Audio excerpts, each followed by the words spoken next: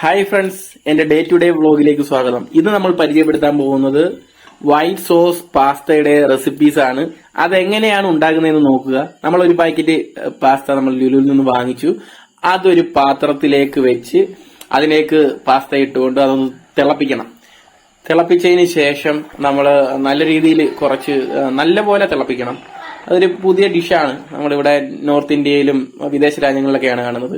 അതിലേക്ക് ഉള്ളി, പച്ചമുളക്, വെളുത്തുള്ളി എന്നിവ അരിഞ്ഞു വെച്ചത് സെപ്പറേറ്റ് അത് വെന്തതിന് ശേഷം വേറൊരു പാനിലേക്ക് നമ്മൾ ബട്ടർ ഇടണം. മിൽക്കി മിസ്റ്റിന്റെ 2 സ്പൂൺ ബട്ടർ നമ്മൾ അതിനകത്ത് ഇട്ടിട്ട് അത് ആ ചൂടിൽ അലിയണം. അതിന് കുറച്ചിങ്ങനെ ഇളക്കി കൊടുക്കണം. ഇളക്കി കൊടുക്കുമ്പോഴത്തേക്ക് പെട്ടെന്ന് അത് അലിയും. അതായത് ഇതിന്റെ കൂടുതൽ വീഡിയോസ് ഒക്കെ കാണുന്നതിന് വേണ്ടിയിട്ട് നിങ്ങൾ എന്റെ ചാനൽ സബ്സ്ക്രൈബ് ചെയ്യാൻ ഇതിന്റെ കൂടെ മറക്കരുത്. ഇതിലേക്ക് നമ്മൾ ആ പച്ചമുളകും ഉള്ളിയും വെളുത്തുള്ളിയൊക്കെ കൂടെ വെച്ച് വഴറ്റണം. ആദ്യം നമ്മൾ പച്ചമുളകും വെളുത്തുള്ളിയും അതിനകത്തേട്ട് ഇട്ട് ചെറിയ ഒരു ഗോൾഡൻ കളർ ആകുന്ന രീതിയിലേക്ക് വഴറ്റണം. അതിനുശേഷമാണ് നമ്മൾ ഈ അരിഞ്ഞു വെച്ചിരിക്കുന്ന സവാള അല്ലെങ്കിൽ കൊച്ചുള്ളി അത് അതിനകത്തേക്ക് ഇടണം. അതിനുശേഷം ആവശ്യത്തിന് കുറച്ച് മൈദാമാവ് നമ്മൾ ഇട്ടിട്ട് ഇത് എല്ലാം കൂടെ ഒരുമിച്ച് പിന്നെ ഇളക്കുക. ഇതൊരു സ്വാദിഷ്ടമായ നോർത്ത് ഇന്ത്യൻ മീൽസ് ആണ്, വിഭവമാണ്. നമുക്ക് വൈകുന്നേരങ്ങളിലൊക്കെ കഴിക്കാം. അതിലേക്ക് നമ്മൾ പശുവിന്റെ പാല് ആദ്യം നമ്മൾ ഒഴിക്കുക. അത് കുറച്ച് വെന്തതിന് ശേഷം സെക്കൻഡ് ഒന്നുകൂടെ ഒഴിക്കണം. അതിനുശേഷം നമ്മൾ ബാലൻസ് വെച്ചിരിക്കുന്ന നമ്മൾ ഏകദേശം ഒരു 1/2 ലിറ്റർ പാലോളമാണ് ഇതിനെടുത്തിരിക്കുന്നത്.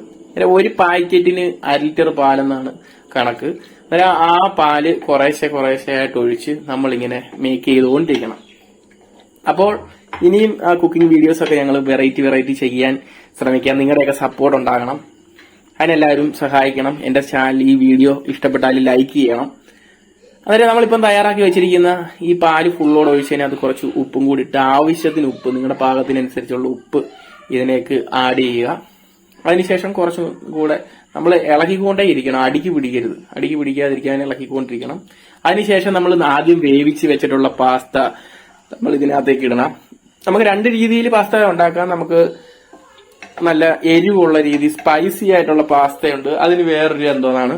ഇത് നമ്മൾ വൈറ്റ് സോസ് പാസ്തയാണ് നമ്മളിവിടെ തയ്യാറാക്കിക്കൊണ്ടിരിക്കുന്നത്. അതിനുശേഷം നമുക്ക് കുരുമുളക് പൊടി, ഇച്ചിരി ചെറിയ ഒരു എരിക്ക് ഇതിനൊരു ടേസ്റ്റിന് വേണ്ടിയിട്ട് നമുക്ക് കുരുമുളക് പൊടി നമുക്ക് ഇതിലേക്ക് ആഡ് ചെയ്യണം.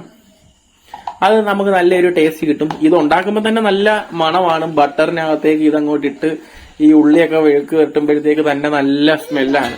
നമുക്ക് കൊതി അന്നേരം തന്നെ ഇത് കഴിക്കാനൊക്കെ തോന്നും. അതിനുശേഷം നമുക്ക് വൈകുന്നേരങ്ങളിൽ ചായയുടെ കൂടെ കഴിക്കാനൊക്കെ ഇത് നല്ലതാണ്. അത് നല്ല രീതിയിൽ ഡ്രൈ ആക്കി നമ്മളിങ്ങനെ വരട്ടിയെടുക്കണം. ഇച്ചിരി ജ്യൂസി ആയിട്ട് നമുക്ക് വെക്കാം. കുറച്ച് ബാലുവിന്റെ ഒക്കെ വെച്ചിട്ട് നമ്മളിത് ഡ്രൈ ആയിട്ടാണ് എടുത്തിരിക്കുന്നത്. ഇത് കുറച്ച് കഴിഞ്ഞിട്ട് നമ്മളൊരു പാത്രത്തിലേക്ക് മാറ്റിയിട്ട് ഇത് കഴിക്കാൻ പാകത്തിനായിട്ടാണ്. നിങ്ങൾ ഒരു പീസ് എടുത്തൊന്ന് കഴിച്ചു നോക്കുക.